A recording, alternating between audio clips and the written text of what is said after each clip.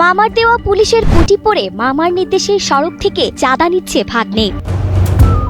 এবার কিশোরগঞ্জের কটিয়াদি হাইওয়ে থানার পুলিশ পরিদর্শক মামা মারকুব তৌহিদ ও ভাগ্নে নাইমের বিরুদ্ধে উঠেছে এমন অভিযোগ, মাছ, জোড়া পাখি কিংবা বটগাছের প্রতীকযুক্ত টোকেন ব্যবহার করে সিএনজি চালিত অটোরিকশা ও অন্যান্য পরিবহন থেকে নিয়মিত আদায় করা হচ্ছে অর্ধ কোটিরও বেশি টাকা। আমরা তো স্বেচ্ছাসেবক দিয়ে আমরা অনেক সময় গাড়ি সিগন্যাল দিয়ে দিতে পারি। আমরা স্বেচ্ছাসেবক দিয়ে একটা ব্যবহার পুলিশের ড্রেস পরা তো না, ইউনিফর্ম না, আমরা এটা কোটি ব্যবহার করা।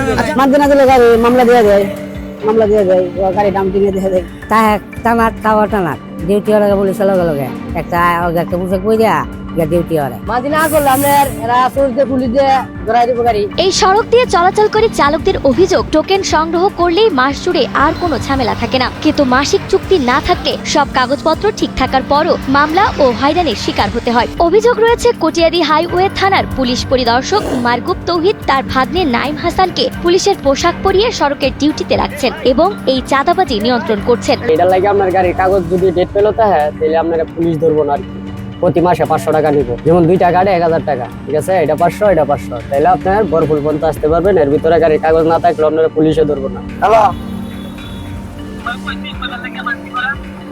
কি কইতা মাওনা তো বের দোষে জামা কোয়া লাগতো না। নাইম এটা কিনেছে আমার মাইক দুটা করছে নাইমে ওসির বাইক নাই। চাঁদা আদায়ের এই হিসাব রীতিমতো চমকে দেওয়ার মতো। চালকদের তথ্য মতে এই সড়কে প্রতিদিন প্রায় 5000 সিএনজি চলাচল করে, যাদের প্রত্যেককেই মাসে 500 টাকা করে দিতে হয়। এছাড়াও পিকআপ ভ্যান সহ অন্যান্য 2 থেকে 3000 পরিবহন থেকে আদায় করা হয় কমপক্ষে 1000 টাকা। সব মিলিয়ে কেবল এক থানা থেকেই মাসে অন্তত অর্ধ কোটি এবং 2 থানা মিলিয়ে কোটি টাকার বেশি চাঁদা আদায় হচ্ছে। আমাদের কিশোরগঞ্জ জেলার মধ্যে আমার 4 থেকে 5000 সিএনজি আছে। আমাদের সমস্যা একটাই, চাঁদাবাজি যাতে না হয়, আমরা শান্তি সুষ্ঠুভাবে চলতে পারি। নাম্বার প্লেট ভাই আমাদের মতো তো আর কত গাড়ি চলতেছে। এসব গুরুতর অভিযোগের বিষয়ে কটিয়াদি হাইওয়ে থানার পুলিশ পরিদর্শক মারকুব তৌহিদ চাঁদাবাজির বিষয়টি অস্বীকার করে জানান, কাজের সুবিধার্থে মাঝে মধ্যে স্বেচ্ছাসেবক নেওয়া হয়, তবে ভাগ্নেকে পুলিশের পোশাক পরানোর বিষয়ে তিনি কোনো সদুত্তর দিতে পারেননি। আমাদের আছে কমিউনিটি পুলিশ, আমরা স্বেচ্ছাসেবক, এগুলো গাড়ি সিগন্যাল দেওয়ার কাজে আমরা ব্যবহার করাইতে পারি। তাহলে এখানে তো কমিউনিটি পুলিশ লেখা থাকে, পুলিশ লেখা থাকবে না। আমরা কোটি অনেক সময় যে রিফ্লেক্টিং ভেরিফাই হয় কি যে এটা দেখা যায়, ঠিক আছে, এখানে গাড়ি ঘোড়া।